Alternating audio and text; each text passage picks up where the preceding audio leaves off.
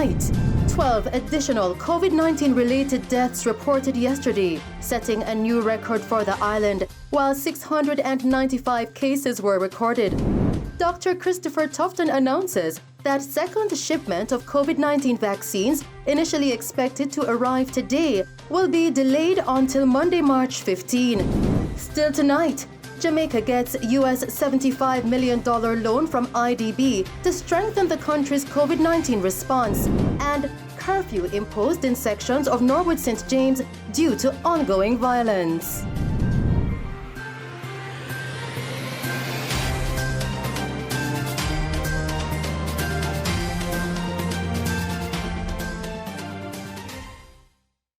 Good evening.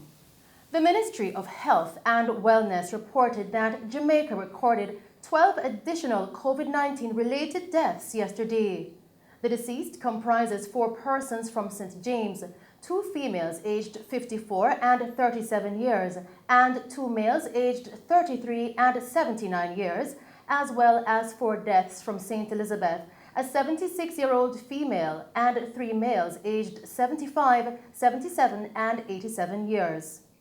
The other fatalities are a 62-year-old male from Kingston and St. Andrew, a 48-year-old male from St. Catherine, a 67-year-old male from St. Anne, and a 73-year-old male from Westmoreland. 1 other death is under investigation, and another has been classified as coincidental.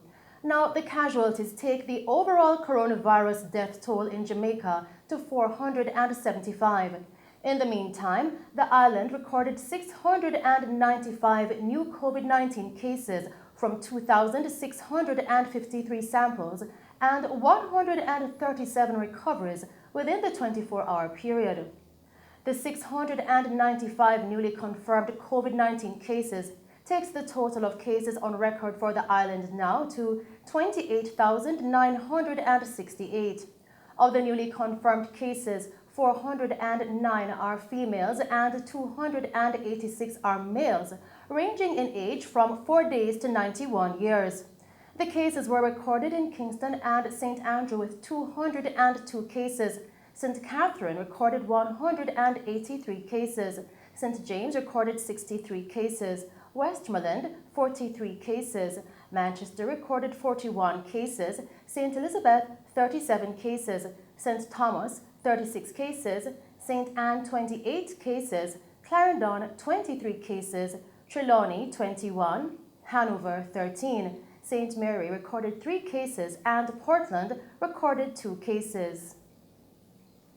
There are now 25 moderately ill and 31 critically ill patients among the 13,479 active cases now under observation in Jamaica. In other news tonight, the 14,400 doses of the COVID-19 vaccine that Jamaica has procured under the COVAX facility did not arrive today as scheduled. Now, Minister of Health and Wellness Dr. Christopher Tufton announced today that logistics issues have delayed the shipment of the vaccine that is coming from Germany. According to Dr. Tufton, the vaccine is now scheduled to arrive on the island on Monday, March 15. The Ministry of Health and Wellness started the rollout of its vaccination program yesterday, with approximately 2,600 healthcare workers and members of the vulnerable community receiving the jab. The program moved into higher gear as many persons received the vaccination today as well. Continuing with the news tonight, a curfew has been imposed in sections of Norwood in St. James. The curfew took effect yesterday at 6 p.m. and will remain in effect until 6 p.m. on Saturday, March 13. The boundaries of the curfew are as follows. North along Bottom Road from a bar painted in brown, continuing onto Hugger Lane to the intersection with Hendon-Norwood Main Road. East along Hendon-Norwood Main Road from the northern boundary, continuing past Columbia Square to Garvey Square.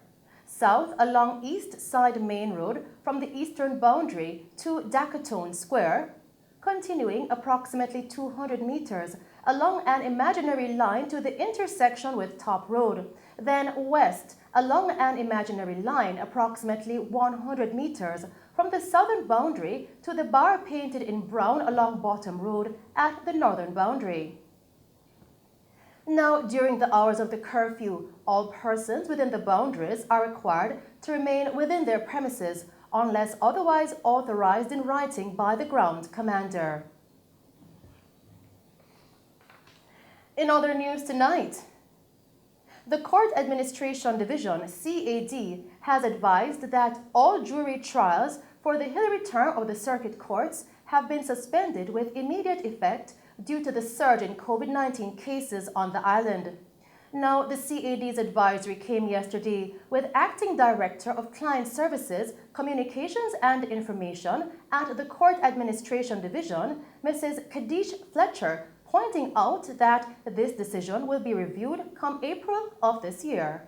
Following a meeting of the COVID-19 Advisory Committee, the decision was taken to suspend with immediate effect all jury trials for the remainder of the Hillary term of the court. This decision will be reviewed during the next court term, which is scheduled to begin in April. The decision was taken in light of the rising COVID-19 numbers and the need to safeguard the health and well-being of our staff members and also all court users and those persons who must come onto the court building. Meanwhile, the judiciary is urging all stakeholders to adhere to the COVID-19 protocols to limit the spread of the virus on the island. For further information, members of the public can contact the CAD at 876-754-8337 or visit its website at www.cad.gov. Still making the news tonight, contract killer Wade Blackwood, who pleaded guilty to the murders of businesswoman Simone Campbell Collymore and taxi operator Winston Walter in Red Hill, St. Andrew, was this morning sentenced to life in prison. Now, during sentencing in the Home Circuit Court, Justice Lorna Shelley described the incident as brazen and cruel. Blackwood, 24, was ordered to serve 35 years before being eligible for parole on each count of murder. The sentences will run concurrently. Blackwood was also ordered to serve 8 years and 6 months on the charge of illegal possession of firearm. He pleaded guilty to 2 counts of murder and illegal possession of firearm in January. Mr. Walters was transporting Campbell Collymore to her Forest Ridge St. Andrew home when, upon reaching her gate, they were attacked and fatally cut down in a hail of bullets by 2 men on motorcycles on January 2, 2018. And those are some of the stories making news. We will return with other stories as Jamaica will receive a $75 million loan from the IDB to strengthen the island's COVID-19 response. And the PSOJ welcomes the specific initiatives geared towards digitization, financial inclusion, support to our MSMEs and key industries. But first, we'll take a break and then it's over to Christopher Scott with the very latest in sports.